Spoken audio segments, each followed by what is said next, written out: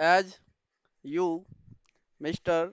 President, have said in your address, there can be no economic progress in condition of instability, uncertainty, and insecurity.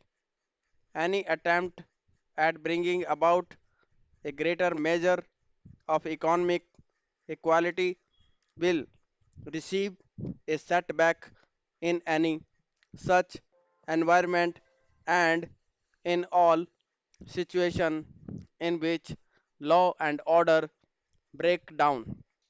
It is the poorer section of the society who suffer most than the affluent section. But I would like to draw your attention to one thing.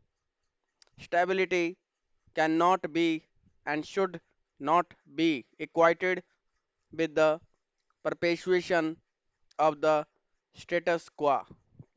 Stability cannot be brought about if the present inequalities are allowed to remain or to grow, and unless we take note of the aspiration of the people and engineer change peacefully, we shall be overtaken by events and by far greater violence than you have seen today. Full stop change.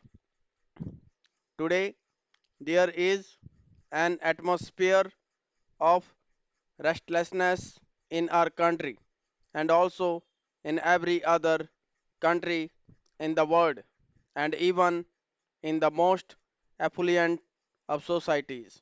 As you may have noticed in the media and countries that were quite until recently considered to be heavens of peace and prosperity do not seem to be quite so now.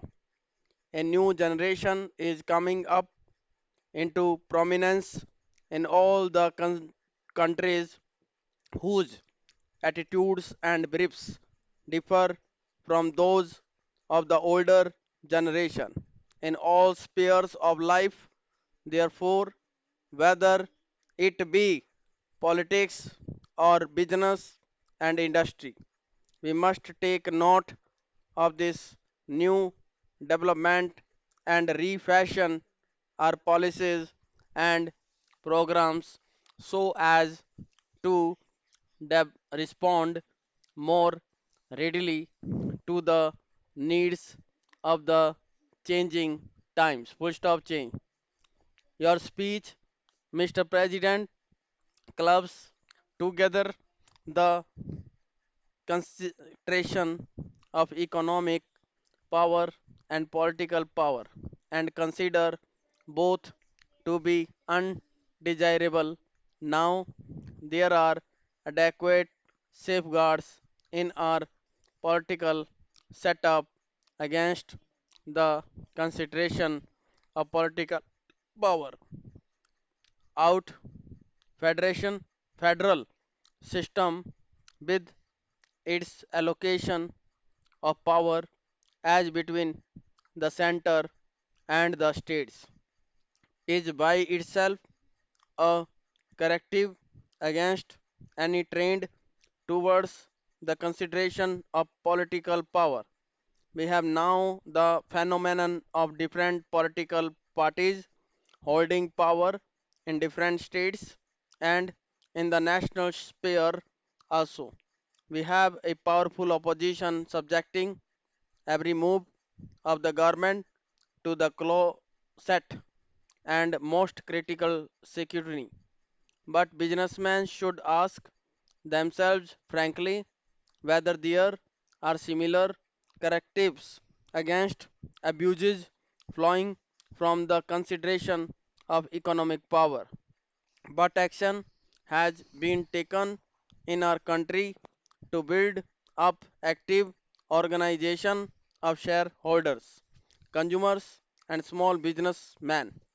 In the absence of organization of this nature, exercising a countervailing influence Against the consideration of economy power, government had to step in, whether it is the nationalization of bank or the monopolies legislation which is now on the unbill full stop.